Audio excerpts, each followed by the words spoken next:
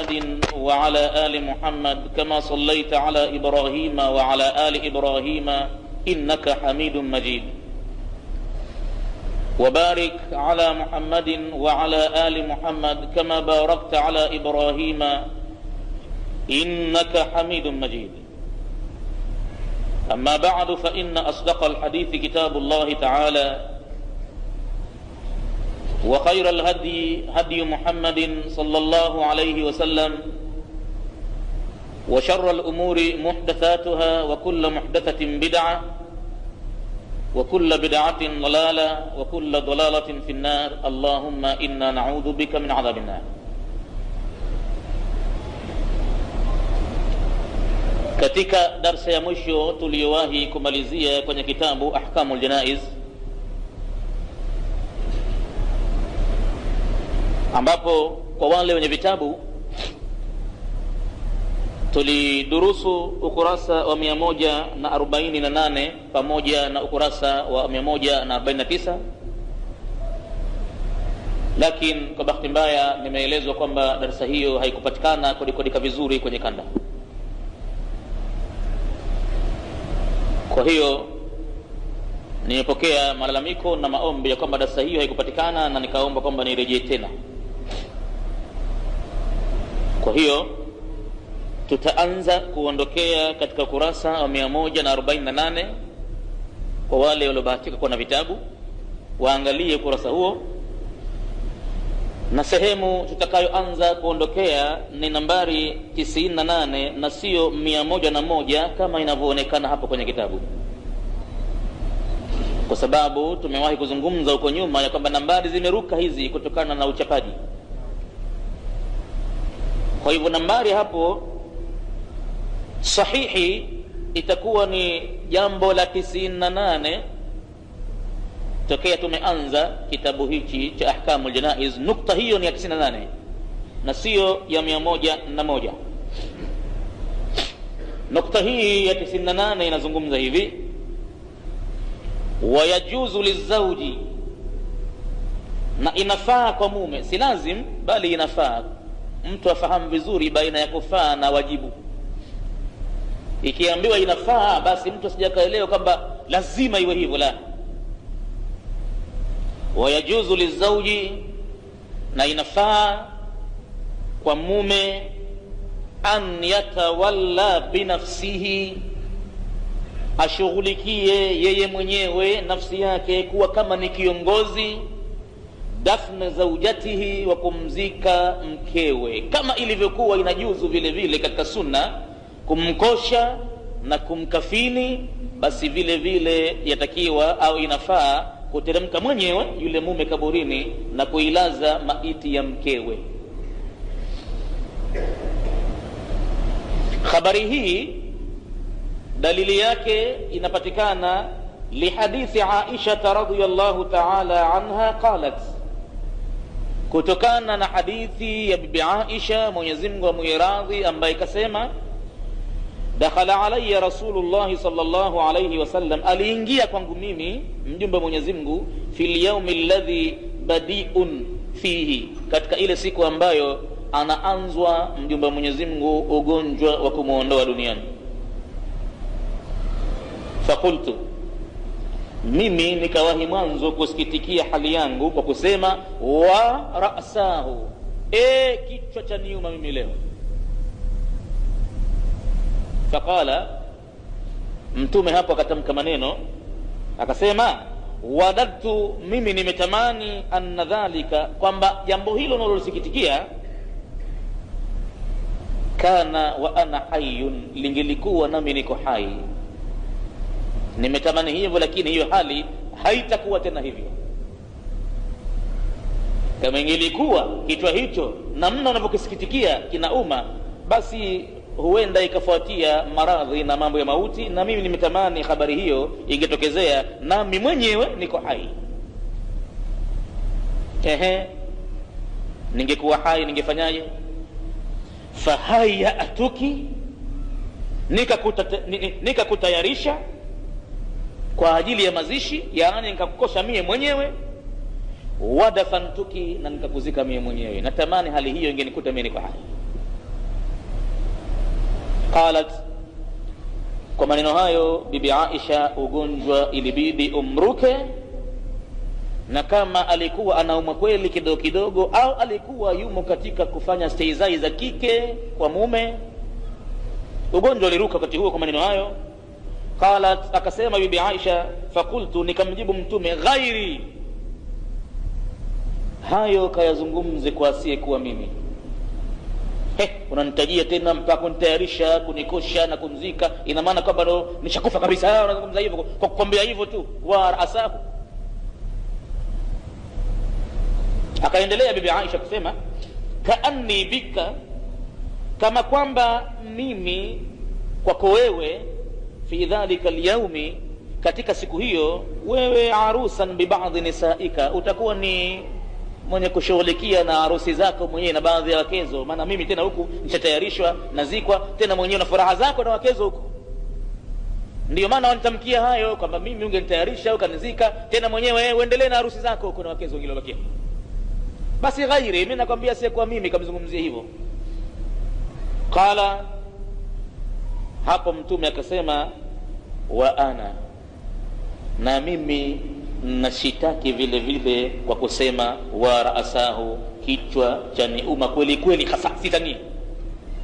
Natokea nilikotoka kwa mtume, alikuwa atokea mazikoni, anasema kichwa kimenigonga huko kwa makaburini, na hivi ninakuja njiani sepetu sina nguvu, na ninakwambia kwamba kichwa cha niuma. Na sasa hivi upesi Aisha, ili uthibitishe kama ninauma kweli, ud'i li abaki, niitie upesi baba yako Abu Bakr as-Siddiq, wa akhaki, na niitie kaka yako Abdullah bin Umar, hatta aktubu, mpaka niandikishe maneno rasmi muhimu mno, kabla sijaziba kauli nikasema kitu. Hatta aktuba li Abi Bakrin, ili nipate kuandika maneno kwa Abi Bakrin baba yako, kitaban, maandishi rasmi, barua rasmi. Fa inni akhafu, kwani mimi naogopa, an yakula qailun, asije akasema msemaji, wa yatamanna mutamannin, na akatamani mwenye kutamani, asije akasema katika jambo la kuongoza sala na Waislamu, asije akaruka mtu yoyote katika Waislamu akasema au akatamani mwenye kutamani kwamba ana aula, mimi bora zaidi. Nataka upesi niandike, kwa sababu wa ya aballahu, anakataa Mwenyezi Mungu jambo hilo la kuongozwa Waislamu kwenye sala, anakataa Mwenyezi Mungu azza wa jalla, wal mu'minuna, na waumini wote hawatoridhia, illa Aba Bakr, isipokuwa Aba Bakr ndiye atakayeongoza kwenye sala. Bibi Aisha alitetea sana hapo kuhusu jambo la baba yake kuongoza sala baada ya kuondoka mtume. Alimwambia, bwana mtume, baba yangu kwa hakika hataweza jambo hilo, yeye ni mwepesi wa kulia ovyo, kwa hivyo utamtwika mzigo mzito, atakuwa akilia sana kwenye sala na hivi na hivi. Mtume ndipo alipotamka maneno haya, nakwambiaje, wa ya aballahu, sio mimi habari hii hapa sasa hivi, hii ni dini, hii ni ibada, na ninapotamka katika mambo ya ibada mimi huwa ni wahi. Mwenyezi Mungu anakataa tena vile vile, wal mu'minuna illa Aba Bakr, isipokuwa Abu Bakr. Nakwambia kaniitia haraka baba kwa sasa hivi, na mimi ndo tunakwambia kichwa cha niuma, sio wewe Aisha. Aisha ulikuwa kitania wewe, mimi nakwambia nauma kweli sasa.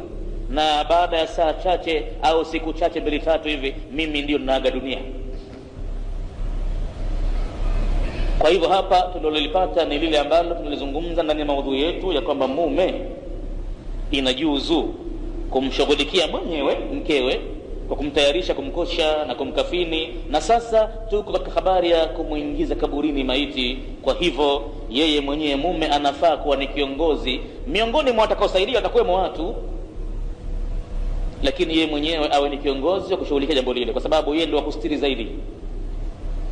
Yeye na yule mke tokea alipokuwa hai mpaka maiti yake, yeye hasa ndo akuficha na kusitiri mambo yote ya aibu yanayoweza kupatikana kwenye kaburi vile kuliko mtu mwingine. Hadithi hii akhrajahu Ahmad, ameitoa Imam Ahmad bi isnadin sahihin, kwa mategemezi yalikuwa sahihi, ala sharti shaykhaini, juu ya sharti walioitaja mashaykh wawili Bukhari na Muslim. Wa huwa fi sahihi al-Bukhari, nayo hadithi inapatikana hata katika sahihi ya Bukhari peke yake bila kumshirikisha na Muslim. Binahwihi, na imekuja mfano kama hivyo wa Muslim, na vile vile kwa Muslim peke yake bila kumshirikisha na Bukhari. Yeye ameileta mukhtasran, lakini kwa ufupi kidogo.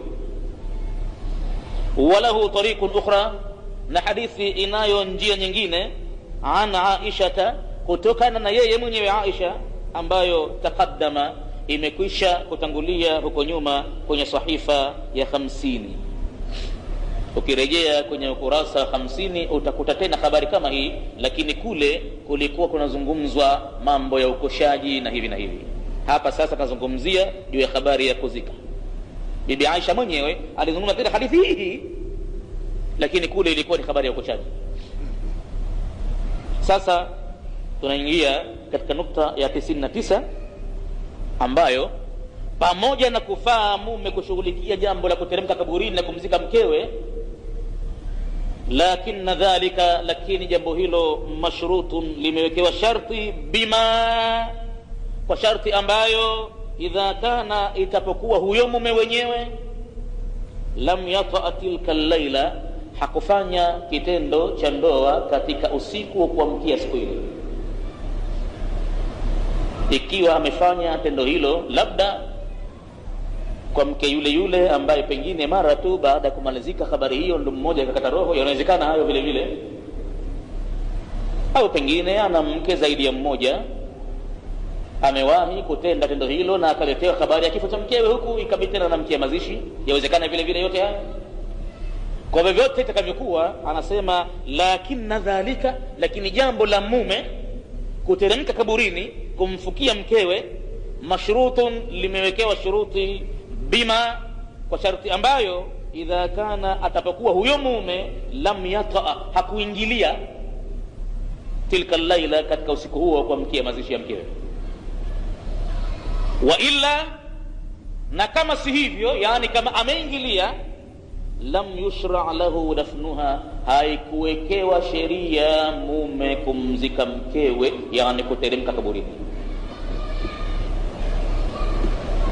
Na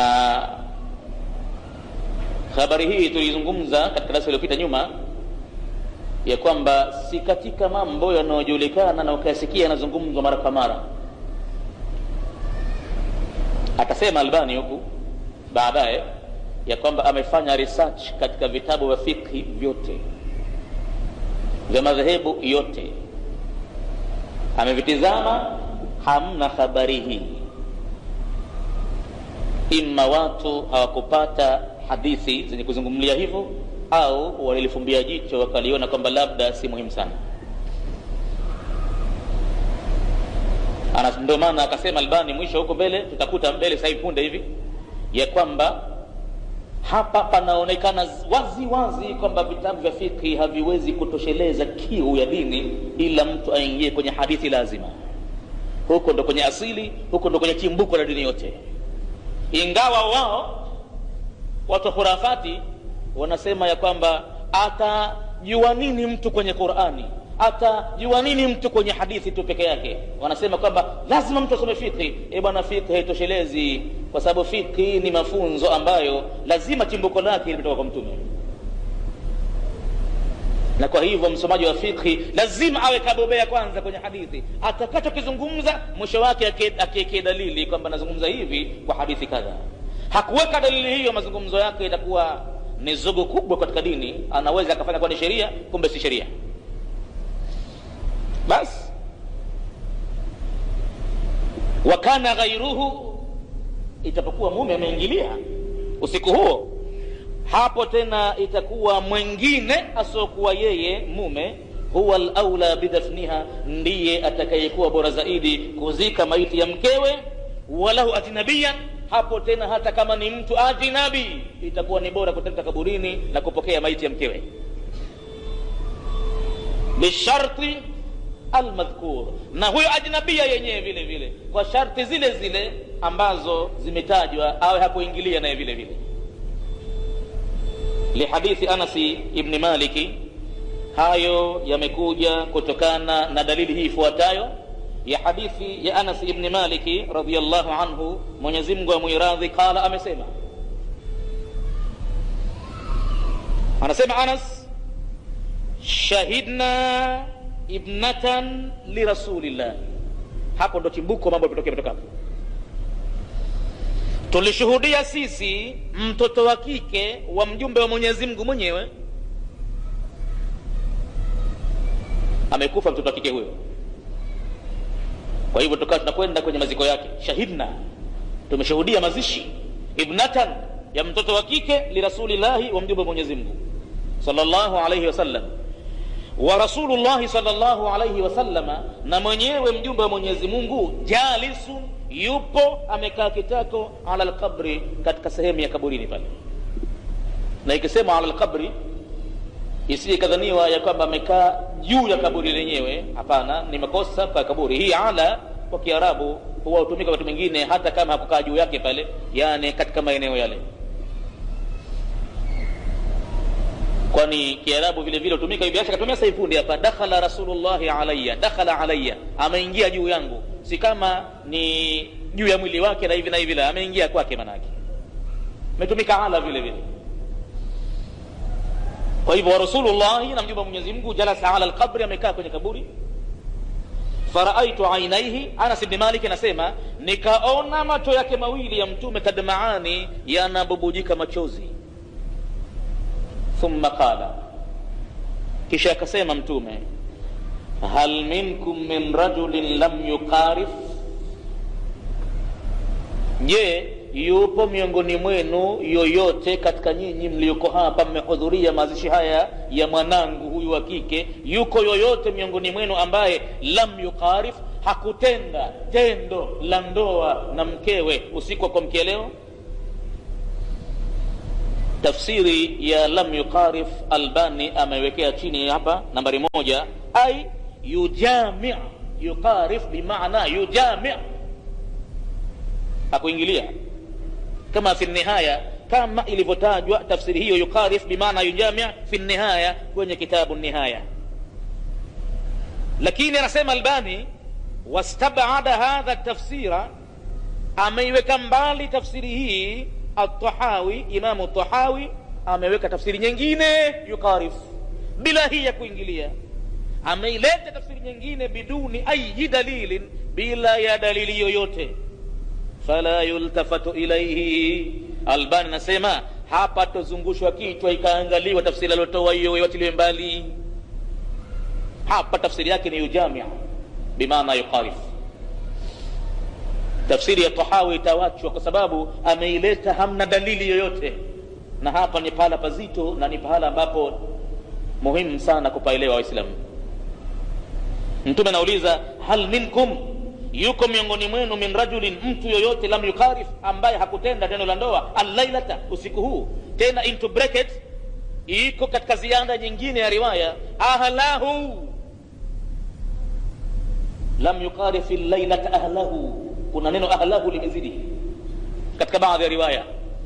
Je, yuko yoyote miongoni mwenu ambaye hakutenda tendo la ndoa usiku uliomalizika, ahlahu, kutenda na mkewe? Faqala Abu Talha, hapo akasema Abu Talha, naam,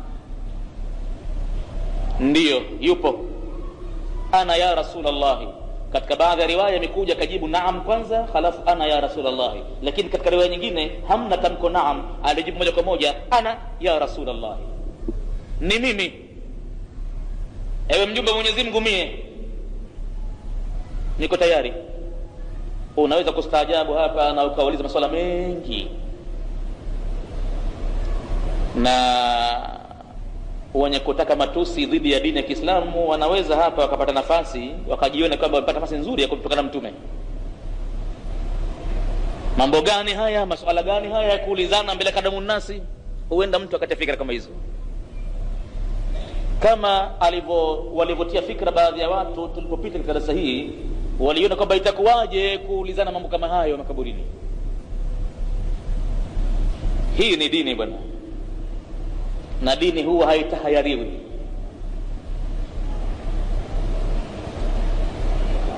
Kama ambavyo Mtume aliwasifu sana wanawake wa Madina, akasema ni'ma nisaul Madina, katika wanawake bora, wanawake wa Madina bwana, bora sana. Ubora wao uko wapi? lam yamna'hunna alhaya'u, haikuwazuilia wao haya na mambo ya kike ya kutahayari, an yatafaqahna fi dinihinna, kufahamu dini yao. Wanakwenda mpaka kwa Mtume kuuliza mambo ya hedhi zao, na mwenye kujibu masuala yale kwa siku za mwanzo alikuwa ni mwenyewe, halafu baadaye Mtume akawaelimisha wakeze, ikawa masuala yanakwenda kwa wakeze Mtume, lakini mwanzo akijibu mwenyewe. Wanataka kujua watu wakishatakasika mambo inakuwaje ndo mtu aweze kuswali. Mtume anawaambia ya kwamba pamba ipitishe katika njia ya damu, pamba hiyo uichove harufu ya miski ili kutakasa pahala pale. Basi kuna baadhi ya wanawake wanataka kujua mpaka hiyo pamba yuko wapi. Mtume tena mwisho wake akamwambia subhanallah, nasema kwamba ipitishe katika njia ya damu, hujafahamu bado hapo? Anaingilia kati bibi Aisha, anasema naye mwenyewe tena kwa mambo ya kike mpaka wanafahamiana. Lakini Mtume mwisho wake alisifu, akasema katika pahala penye dini hakuna kuonana haya tena, inabidi mambo yazungumzwe hivi hivi. Na tokeo hili ilikuwa ndo kwanza linaanza hapa. Mtume anapata wahi hivyo, hakuwahi kulizungumza msikitini faragha polepole. Inabidi habari hii yaonekana imekuja ghafla pale kaburini. Ndiyo Mtume akasema hakuna miongoni mwenu yoyote ambaye hakulala na mkewe usiku uliokwisha huu na akatenda tendo la ndoa na mkewe. Hakuna junaha yoyote kuuliza hivyo, hususan muulizaji Mtume wa Mwenyezi Mungu bwana. Junaha nini? Qala Abu Talha, akasema Abu Talha, naam, ndiyo ana ya Rasulullah, mimi. Qala, Mtume akamwambia ikiwa ni hivyo Abu Talha, faanzil, basi wewe fanzil, teremka kaburini, na mimi baba mtu nitabaki nje, kwa sababu Mtume wa Mwenyezi Mungu usiku ule ulioamkia alikuwa ametenda tendo la ndoa. Fanazala, akateremka Abu Talha kwenda kuongoza mazishi yale, kumlaza mtoto wa Mtume, na Abu Talha ni ajnabi na huyo mtoto wa Mtume. Fanazala, akateremka fi qabriha, kwenye kaburi lake, faqabaraha, na akamzika. Wa fi riwayatin anhu, na katika riwaya nyingine hadithi yatokana na huyo huyo Anasi, anna Ruqayyata, ya kwamba bibi Ruqayya mtoto wa Mtume radhiyallahu anha, Mwenyezi Mungu amwiradhi, lamma matat, alipokufa Ruqayya, qala Rasulullah sallallahu alaihi wasallam, alisema bwana Mtume, la yadkhulul qabra, asiingie kaburini kupokea maiti, rajulun, mtu yoyote, qarafa al-lailata, aliyetenda tendo la ndoa usiku huu, ahlahu, kutenda na mkewe. Katika ile riwaya ya mwanzo neno lilozidi kwenye bracket ilikuwa ahlahu, lakini riwaya hii neno lilozidi katika baadhi ya riwaya ni al-laila, lakini ahlahu likawa liko pale pale. Basi anasema falam yadkhul Uthman ibn Affan, hakuingia Uthman ibn Affan radhiyallahu anhu al-qabr, kwenye kaburi. Tukazungumza ndio iliyopita hapa ya kwamba hapa kidogo panaonekana kama pana makosa ya kumtaja huyu Ruqayya mtoto wenyewe, kwa sababu alipokufa Ruqayya, Sayyidina Uthmani bwana Mtume yuko kwenye vita vya Badr. Tamko hilo itakuwa ni vigumu yeye kulitoa pale makaburini, kwa sababu hayupo, ila mtoto wenyewe awe mtu mwingine. Kwa hivyo hii kutaja Ruqayya hapa, atataja Albani, atasema kwamba hili jina, lakini itakuwa si Ruqayya, ni mtu mwingine. Lakini mtoto wa Mtume alikuwa mtoto wa Mtume, na Mtume katamka maneno hayo. Hadithi hii akhraja riwayat al-ula, ameitoa ile riwaya ya mwanzo al-Bukhari fi sahihihi, katika sahihi yake, wa Tahawi fi al-Mushkil, Tahawi akaitaja kwenye kitabu chake cha Mushkil, wal Hakim pia kaitoa, wal Baihaqi wa Ahmad, wasiyaqu lahu, na mfuatano wa maneno kwenye hadithi ni wake yeye Ahmad, wa indahu ziyadatu thaniya, na kwake yeye Ahmad ndiko ilikopatikana ziada ya pili ile, fi riwayatin lahu, katika riwaya yake, wa inda Tahawi wal Hakim al-ula. Ama Imam Tahawi na Hakim ni ile ziada ya mwanzo, yani tamko la ahlahu. Wal Bukhari al-akhira, na Bukhari yeye ziada ya mwisho, yani faqabaraha. Wa akhraja ar-riwayatu thaniya, na akatoa riwaya ya mwanzo Ahmad wa Tahawi wal Hakim wa Ibn Hazm min tariqin ukhra, katika njia nyingine, an Anas, kutokana huyo Anas ibn Malik, wa siyaqu li Ahmad, na ule mfuatano wa maneno umetungwa pale na Ahmad, ndio leo taja maneno hayo. Wa ziyadatu lil Hakim, na ziyada ni ya Hakim. Wa qala, na akasema Hakim baada ya hadithi kuitaja, akasema hadithun sahihun, ni hadith sahihi hii, ala sharti Muslim, juu ya sharti ambayo kaitaja Imam Muslim. Wa huwa kama qala, nayo ni sharti kama alivyosema mwenyewe. Wa aqarrahu Dhahabi, akakiri Imamu Dhahabi hadithi hii kaikubali, illa, isipokuwa anna ba'd al-a'imma, ya kwamba baadhi ya maimamu qad istankara minhu, wamekanya katika hadithi hii tasmiyat al-binti, kule kutajwa mtoto wa mtume huyo Ruqayya, jina la Ruqayya, kuna baadhi ya maimamu wamekataa. Faqala al-Bukhari, miongoni mwa waliokataa ni Bukhari. Akasema Bukhari fi tarikh al-awsati, kwenye kitabu alichokiita tarikh al-awsati, akasema ma adri, mimi sijui hapa, ma hadha, ni jambo gani hili hapa kutajwa Ruqayya. Fa inna Ruqayya, kwa sababu bibi Ruqayya matat, alifariki, wa nabii sallallahu alayhi wasallam bi Badrin, na mtume yuko kwenye vita vya Badri, lam yashhadha, hakumshuhudia. Maneno yale kwa hakika Ruqayya itakuwa tabu kusema kwa mtume kasema kwenye mazishi yake, hakuwepo yeye. Na warajah al-Hafidh, akatilia nguvu sana maneno hayo ya Bukhari Hafidh fi al-Fath, kwenye kitabu Fath, bi anna al-wahma fihi, kwa sababu jambo lenye kubabaisha ndani yake, min Hamad ibn Salima, mtu anatuhumiwa kidogo akakosea hapo, ni kutokana na huyu Hamad ibn Salama, yeye ndio kidogo babaika, akataja jina la Ruqayya. Wa annaha Umm Kulthum, kwa hakika alikuwa ni Umm Kulthum huyu, zauji Uthman, ni mke wa Uthman vile vile, kwa sababu yeye ni Dhunnuraini, anaitwa mwenye nuru mbili, kaoa mabinti wawili wa mtume, mmoja Ruqayya na mmoja Umm Kulthum. Kwa hivyo huyu atakuwa ni Umm Kulthum. Faraji'ahu, ukitaka hayo rejea katika vitabu hivyo tulivyotaja. Wa huwa alladhi jazama bihi Tahawi, na hivi ndivyo alivyotilia nguvu Tahawi fi al-Mushkil, kwa kitabu chake cha Mushkil. Wa qala, na akasema wa kanat wafatuha, na ilikuwa kifo chake Umm Kulthum fi sanat 90, katika mwaka wa 9 min al-hijra, katika hijra. Hapa ndo mtume alipotamka maneno haya. Mtume alikuwepo, kashuhudia mazishi yake, lakini kwa Ruqayya yeye alikuwa katika Badri, hayupo kabisa. Aliporejea ndo akapata habari kwa mwanawe amefariki.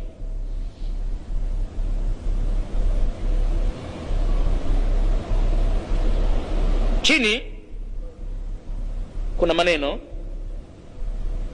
qala an-Nawawi, amesema Imam an-Nawawi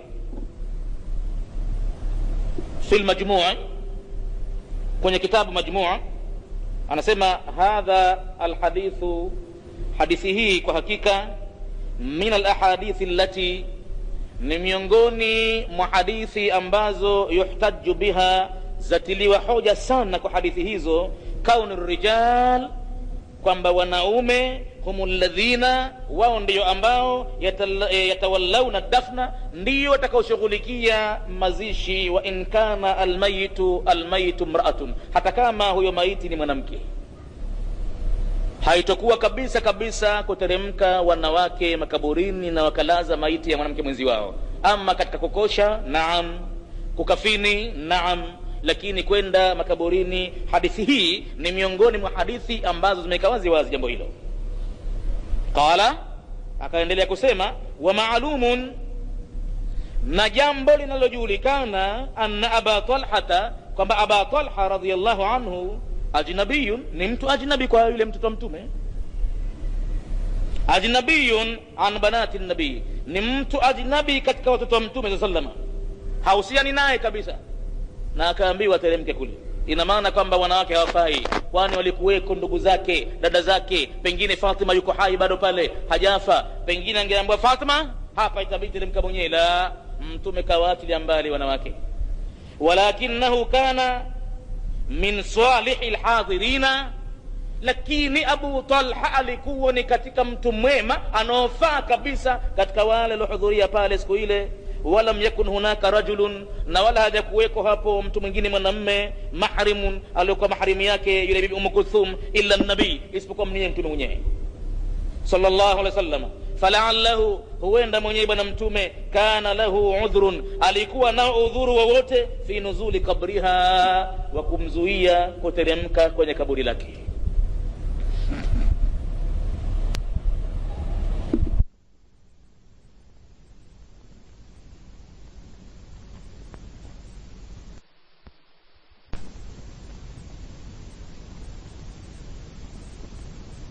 Tutaja hapa, yawezekana Imam Nawawi hakupata udhuru wenyewe kwa hadithi, yawezekana hakujua hasa ni upi, lakini hapa tumeupokea kwamba mtume kataja ateremke kaburini yule ambaye hakutenda tendo la ndoa na mkewe. Huo ndio udhuru wenyewe.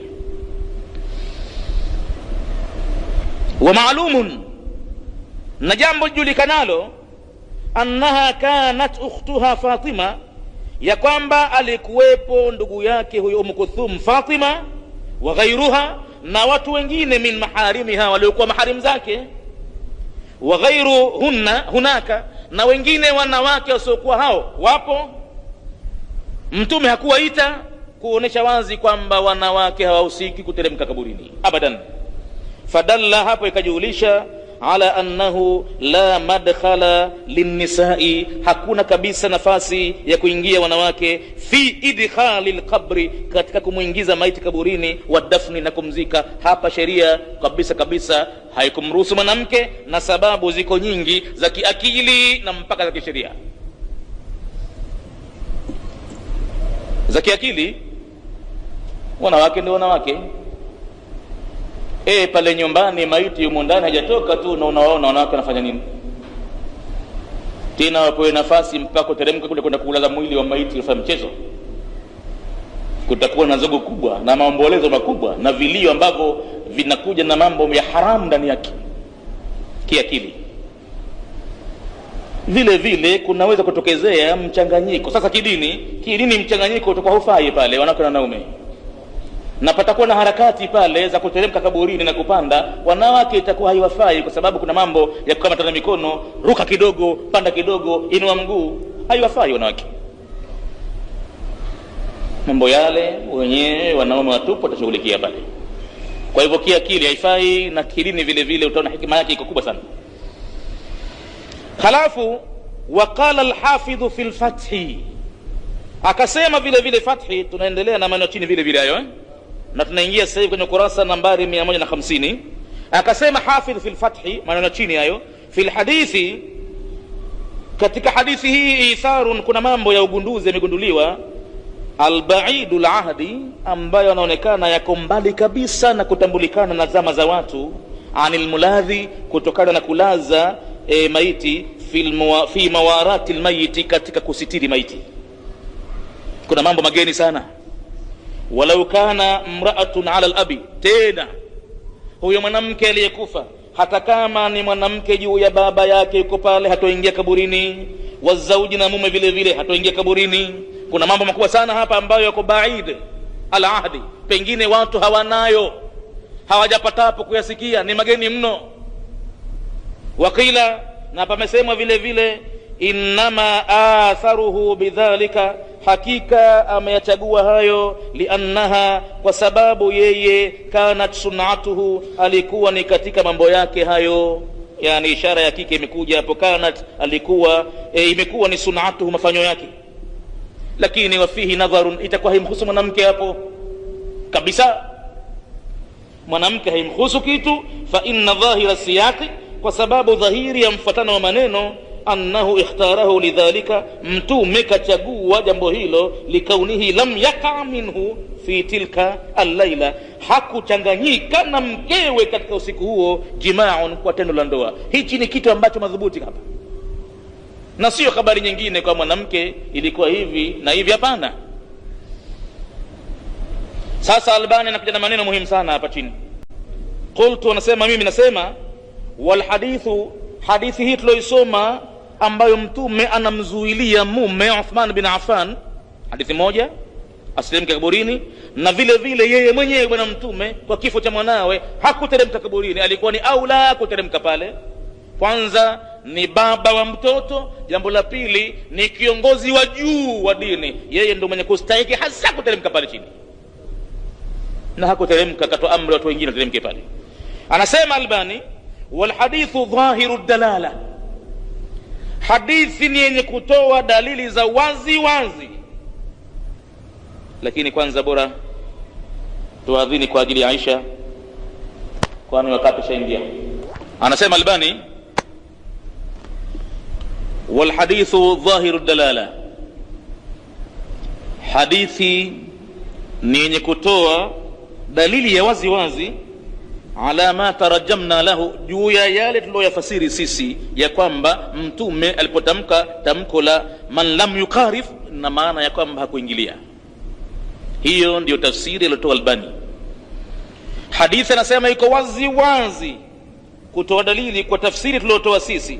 Wabihi, na kwa tafsiri hiyo sikutoa peke yangu, qala Ibn Hazm, amesema hata Ibn Hazm vile vile rahimahullah, Mwenyezi Mungu amrehemu.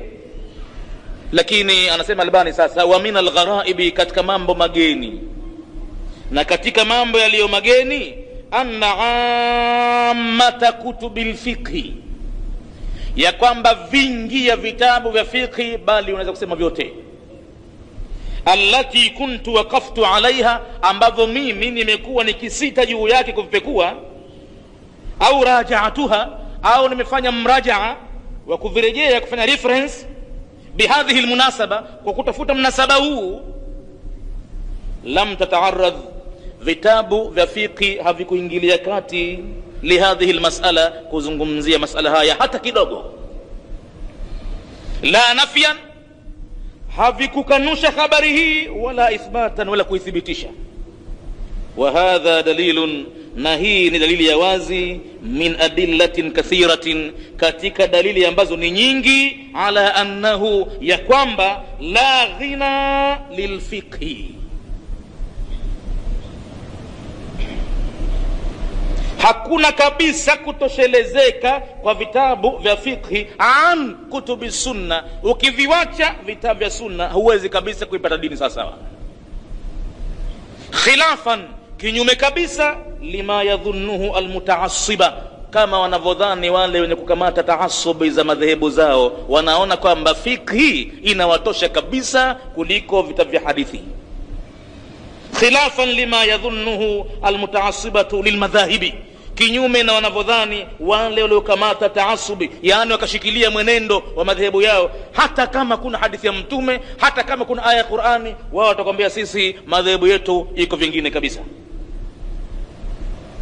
Wao wanaona anna kutubal fiqhi, ya kwamba vitabu vya fiqhi vilivyoandikwa na mashekhe tu bila kutoa hadithi ya mtume ndani yake, wanaona tughni, vinaweza kutosha kabisa an kutubil hadithi, ukaviachilia mbali vitabu vya hadithi.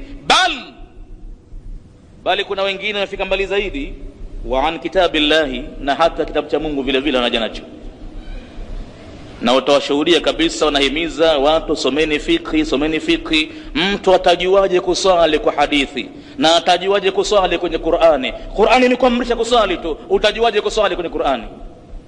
Ama kwa hakika maneno kama haya, kama yatasema mtu ambaye ndo kwanza anasilimu, huenda akachukuliwa kwa ujinga wake leo nao, hajui kitu. Lakini kumsikia mtu anasema mwenye kutegemewa mwanachuoni, itakuwa ni hasara kubwa. Kutamka mtu maneno kama hayo ya kwamba atajuaje kuswali kwa kusoma hadithi, bali asome fiqh, vipi mambo hayo jamani? Yatakaulizwe mtu, kwani pahala gani umemwona mtume hakuingia kwenye dini? Itafute swala au saumu, chochote kile. Mbona mtume mwenyewe anatamka waziwazi, sallu kama raaitumuni usalli? Ikiwa utawaambia watu mtu atajuaje kuswali kwa hadithi au kwa Qur'ani, Qur'ani naam imeashiria wazi, ya ayyuhalladhina amanu, enyi ambao umeamini, irka'u wasjudu waf'alul khayra la'allakum tuflihun, mrukuuni na msujudu na mfanye khairi ili mfanikiwe. Ni kweli kabisa Qur'ani imetoa amri ya kusujudu na kurukuu. Kaifia ya kurukuu hamna kwenye Qur'ani, kaifia ya kusujudu hamna kwenye Qur'ani, lakini Qur'ani shaeleza waziwazi, laqad kana lakum fi rasulillahi uswatun hasana. Kwa hakika imekuwa kuhusu mjumbe wa Mungu. Hii ni Qur'ani. Sasa Qur'ani ndiyo itakayokulazimisha kwamba mtume wa Mungu ndio atakayekufundisha mambo yote, na mtume wa Mungu hakubakisha chochote katika mambo ya dini, si ibada, si muamalati, si chochote kile. Ni kiigizo kizuri, lakini kiigizo hichi kiko wazi wazi, liman kana yarju Allah, ni kwa yule tu anayemtarajia Mwenyezi Mungu kwamba atampa khairi huko, wal yawmal akhir, na kwamba anaitaraji siku akhira ipo. Kwa yule ambaye hamtarajii Mwenyezi Mungu, haamini siku akhira, mtume kwa hakika atamweka mbali kabisa na haja naye. Ni mambo yako wazi kabisa kabisa. La kushangaza ni kwamba wanasema kwa ukali, wanahimizwa watu wasome fikhi. Tena wanasema mtu wazi wazi ya kwamba utajuaje kuswali katika hadithi na utajuaje kwenye Qur'ani. Qur'ani imeshakwambia mtume ndio afuatwe, na katika hadithi ya mtume ndio anakuambia kwamba khudhu anni, pokeeni au chukueni kutoka kwangu mimi, manasikakum, ibada zenu zote, ikiwa za hija au sala, basi chukueni kwangu mimi ndo mfunzaji mkuu. Je, kuna kipengele ambacho mtume amekiacha kwenye ibada? Mtume akufundisha na kurukuu? Mbona anasema sallu kama raaitumuni usalli? Basi mtume ameshaonyesha mikono anaweka wapi kwenye sala, mikono anaweka wapi kwenye rukuu, anasema nini kwenye rukuu, anasema nini kwenye ikidali, anasujudu vipi, kila kitu tunasoma kwenye fiqh sunna. Hivi sasa tuko katika sunna nusala, hivi sasa mpaka sunna za sala katika izkar wal adhiya mtume hajabakisha kitu. Mpaka baada ya kutoa salamu mtume bado yupo tu anaongoza tu bado mambo, anafundisha tu bado mambo. Namna gani watu hawa? Ni matusi makubwa kumuona mtume wa Mungu hausiki wala hatoshi kabisa kuifunza dini. Kwa maana hiyo wanapomwambia mtume kwamba atajuaje mtu sala kwa kusikiza hadithi, sijui katika akili zao hadithi ni pauka pakawa hawa watu. Ndio maana wakasema hivi, nini maana ya hadithi hawajui vile vile hadithi ni nini. Nadhani tamko hadithi wamelichukulia kama Kiswahili, yani hadithi ni masimulizi tu, basi mtu kakaa na wajukuu zake anawabembeleza walale pale, anawapa maneno ya uongo, njoo uongo utamkolea, pauka pakawa alikuweko mwanasiti kijino kama chikichi, kajenga nyumba kakaa na hivi na hivi, anawapa mfalme alikuweko sungura nafisi na hivi zabibu. Ala, sio hadithi hiyo. Hadithi kutoka kwenye kinywa cha mtume ndio hadithi, yani tukio la dini hilo unalipokea aima kwenye kinywa cha mtume au katika matendo ya mtume, au jambo limefanyika mbele yake akalikubali asitoe makosa. Hiyo ni hadithi yenyewe, na ni fani maalum. Unataka usomee mambo ya mustalah alhadithi, mambo ya kiusulul fiqh, wanavioni hao maimamu wa usulul fiqh, basi wameitimbua usulul fiqh kutokana na hadithi za mtume zenyewe zilivyo. Albani anasema wa min algharaibi, katika jambo geni kabisa miongoni mambo mageni, an'amata kutubil fiqh, ya kwamba vingi ya vitabu vya fiqh. Anatamka kina kipana maneno haya, wakiweza wanaweza kujibu wenyewe watu wa fiqh, wanaweza kujibu sawa. Allati kuntu, ambavyo vitabu hivyo mimi nimekuwa wakaftu alaiha, nimesita juu yake vitabu hivyo kuviangalia. Kenda mbali mno huyu Albani, ndio maana akaanza kutoa hivi, kavipitia kwanza vile vitabu vya fiqh vinasemaje kuhusu kadhia hii. Baada ya kuigundua anasema hamna kitu. Au rajaatuha, au mimi nilifanyia reference, nikavipitia nikavirejea vitabu ambavyo nimevirejea bihadhihi almunasaba, kwa mnasaba huu unaozungumza hapa kuhusu mtu ambaye anafaa kuteremka kaburini ikiwa ameingilia mkewe, ni kwamba hafai kuteremka. Kwa hakika nimepitia vitabu hivyo, lakini lam tata'arrad li hadhihi almas'ala, havikuingilia kati kabisa kutaja masala haya. La nafyan, sikukanusha habari hii, wala ithbatan, wala kuithibitisha. Wa hadha dalilun, anasema Albani sasa, na hii ni dalili ya wazi, min adillatin kathiratin, katika dalili ambazo ni nyingi, ala annahu la ghina lilfiqhi, ya kwamba hakuna kutosheka kabisa kwa vitabu vya fiqh an kutubi sunna. Ikiwa mtu ataacha kusoma vitabu vya sunna, yani mwendo wa mtume, basi kwa hakika yumo hatarini bwana. Pengine kule anaambiwa maneno tu, hamna dalili yoyote, dini inatolewa hivi hivi. Unamjuaje msimuliaji? Mwenendo wake unaujuaje? Vitabu vingi vilivyoingizwa hapa kwa hakika vingine havijulikani hata mtungaji ni nani. Bab Majaa haijulikani katunga nani, Safina Naja haijulikani katunga nani, na watu vitabu vya mbele kabisa wameviweka hivyo. Havijulikani kama anaeleza maneno yale Muislamu kweli au ni Mwarabu wa lugha tu, pengine Myahudi. Ishatokezea hapa Unguja watu wamesomeshwa na Mayahudi hivyo misikitini, wakaja kagundua baadaye kumbe ana msaraba mtu, kumbe ana hivi mtu, ikawa papatu toka msikiti wa Jumaa Malindi. Ijumaa hasa Myahudi anaongoza kwenye sala, Mwarabu anakijua Kiarabu, anajua nahau, anajua kila kitu. Na walimu wengi ambao wanasomesha mpaka katika vyuo vya Kiislamu wamechukuliwa kwa fani yao ya lugha tu, lakini wengi si Waislamu wengine. Tena nakwambia waziwazi kama mimi si Muislamu, najua Kiarabu tu. Unajuaje wewe anazungumza nini? Interest yake ni nini? Najua anazungumza nini. Labda kama atakuwekea masnad ya hadithi, ninachokizungumza hapa nimekitoa pale, basi hakuna matatizo. Atainuka vipi mtu aseme kwamba utajuaje kuswali kwa hadithi ya mtume, utajuaje kuswali kwenye Qur'ani? Ina maana kwamba mtume hakumtosha kabisa kumfundisha yeye, bali vitabu vya fiqh bwana havikuingilia kutaja habari hii abadan, havikugusia. Anasema khilafan lima yadhunnuhu almutaassibatu, kinyume na wanavyodhani wale wenye kushikilia lilmadhahibi, madhehebu zao wanadhani anna kutub alfiqhi, ya kwamba vitabu vyao vya fiqhi tughni an kutub alhadithi, vinatosha kabisa mtu kama hakusoma hadithi, yani kasoma fiqhi basi jini anayejua tu. Bal wa an kitabillahi, bali wengine wanasema hata Qur'ani vile vile si lazima. Na ukimsomea aya ya Qur'ani anakuambia kwamba maneno gani? Qur'ani umeshika tu Qur'ani. Yani wao vitabu vya fiqh ndio vitu ambavyo muhimu zaidi kwao.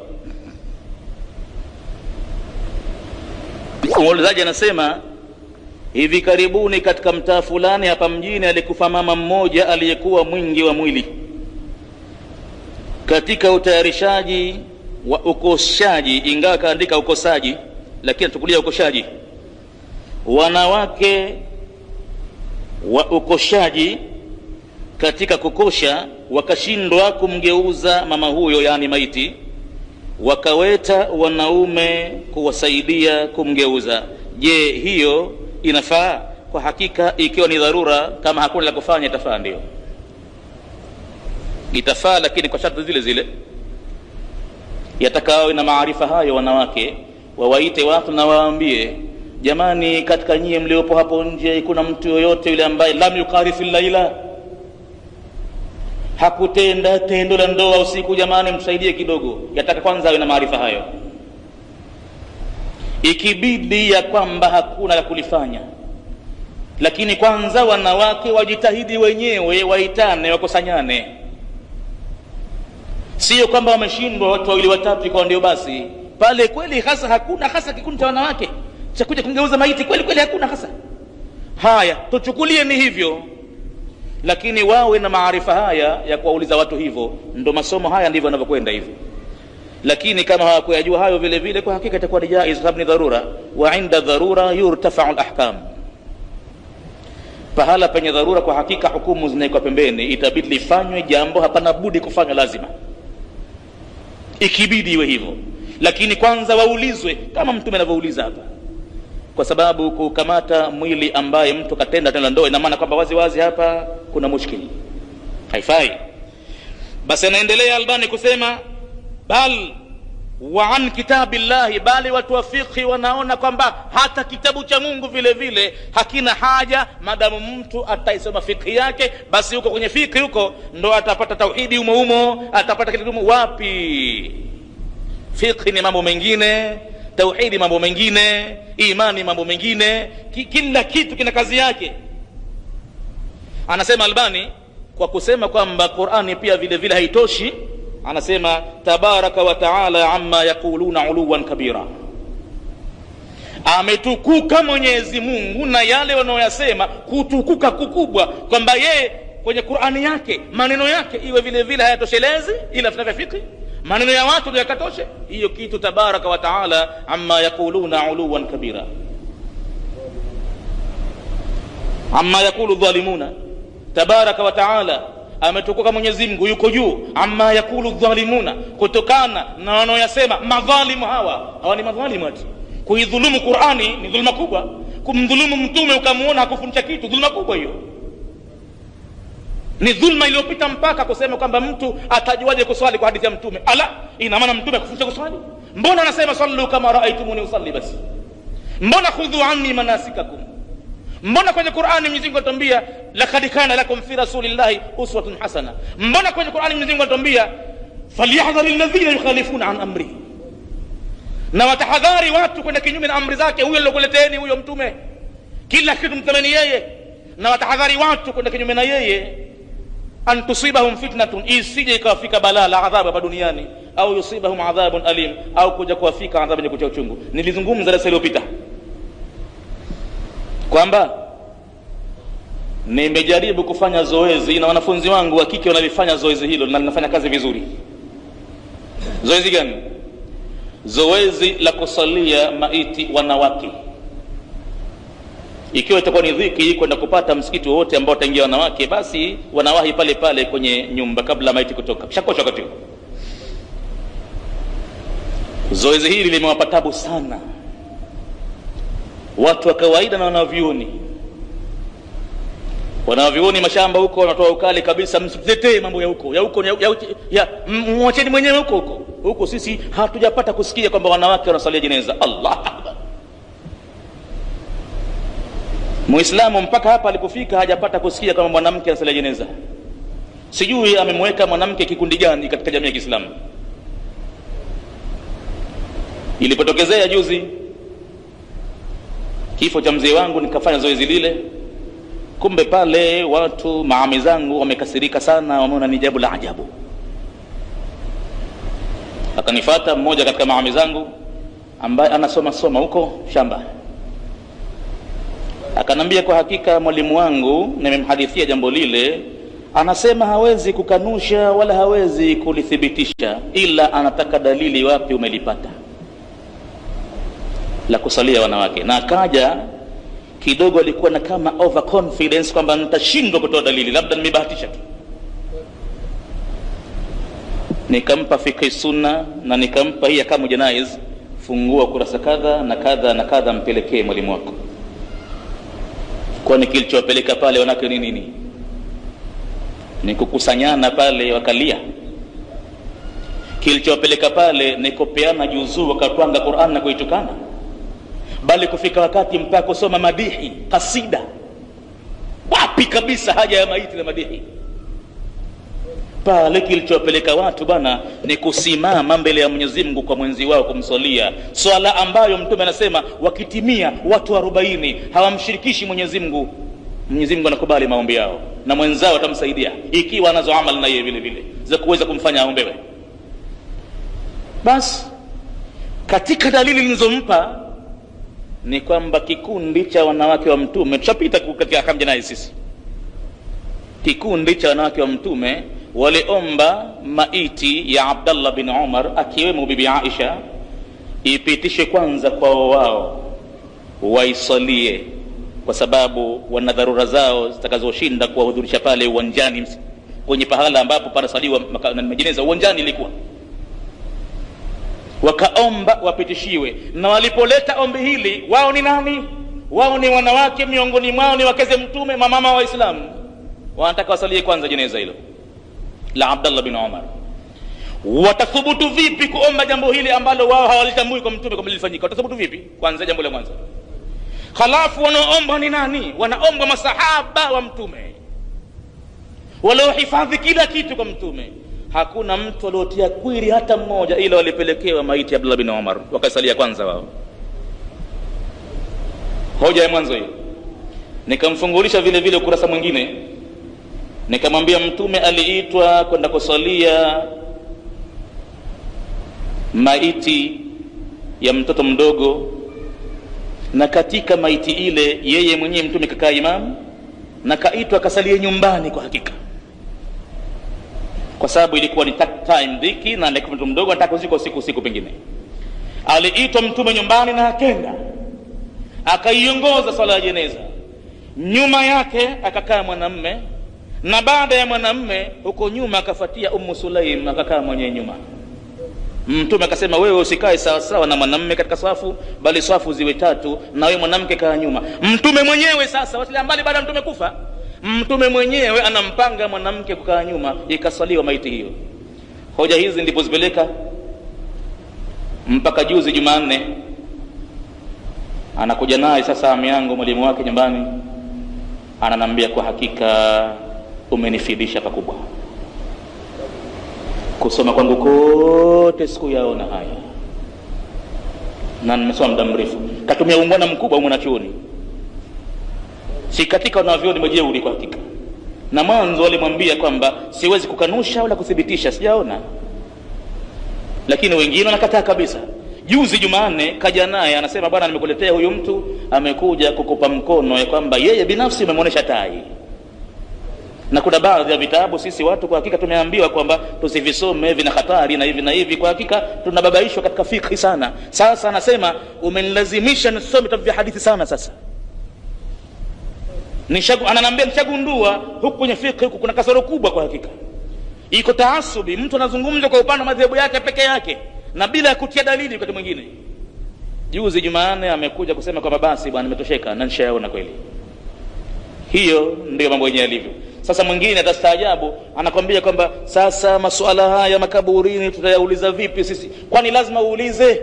Hii ikishasomeshwa hivi, yeye mwenyewe huyo mtu atapoitwa mathalan, bwana teremka kaburini, yeye mwenyewe kishajijua mimi usiku nilifanya nini, kwani lazima teremke pale? Hawezi kusema la mimi maadhur, hawezi kusema hivyo. Lazima patolewe tangazo pale, jamani, humu sasa hivi na teremke kila aliyokuwa kuingilia jana kwa mkewe huko. Lazima ambiwe hivyo? Si lazima ati. Haya mambo ni ya kusomeshwa tu. Tena yeye mwenyewe mtu, kuna wengine make huvamia makaburi, huvamia bila hata kuitwa, bila kuamrishwa, kaingia ndani mle. Bwana, mtume mwenyewe kaka kando bwana, hakuzika maiti ya mwanawe na kamzuilia mumewe ambaye alikuwa ni aula kuzika. Na hao wamefanya nini hao? Wameingilia kwa wake zao wa halali, na walipoingilia wamepata thawabu. Sikwambii tena mtu kenda kakesha katika guest kule kafanya fiski ya kupwa na ya kujaa, asubuhi yake kamkia maziko, kenda kajichovya kaburini kwa watu, anaipokea maiti.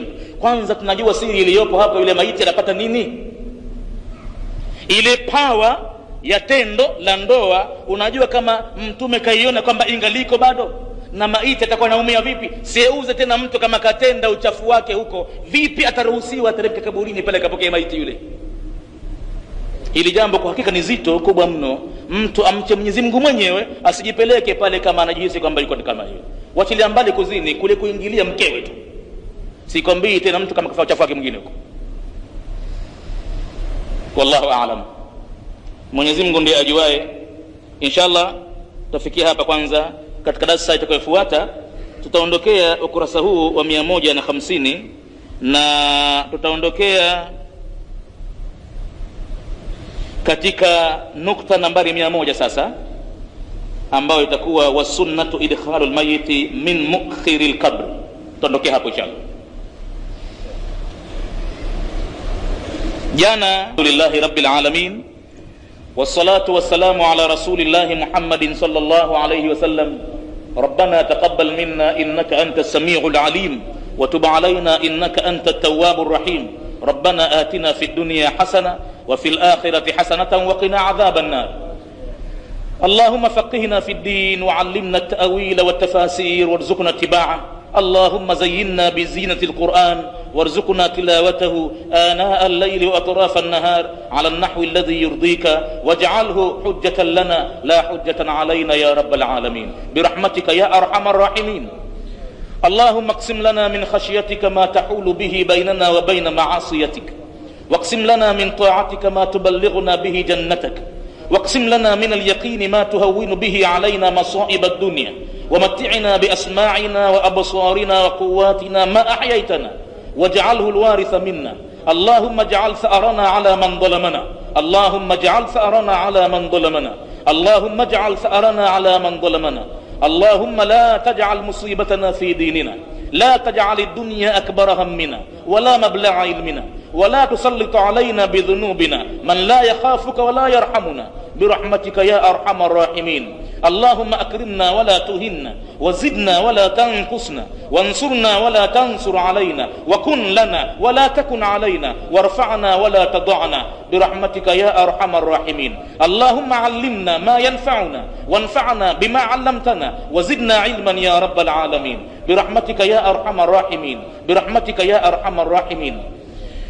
Allahumma ya Rabbi ya satar al-uyub ustur uyubana, ya Rabbi ya ghaffar adh-dhunub ighfir dhunubana, ya Rabbi ya mufarrij al-kurub farrij kurubana, ya Rabbi ya allam al-ghuyub ikfina sharra ma ahammana wa ghammana birahmatika ya arhamar rahimin. Wa sallallahu ala abdika rasulika an-nabiy al-ummi wa ala alihi wa sahbihi wa sallim walhamdulillahi rabbil alamin. Wa aqimis salat.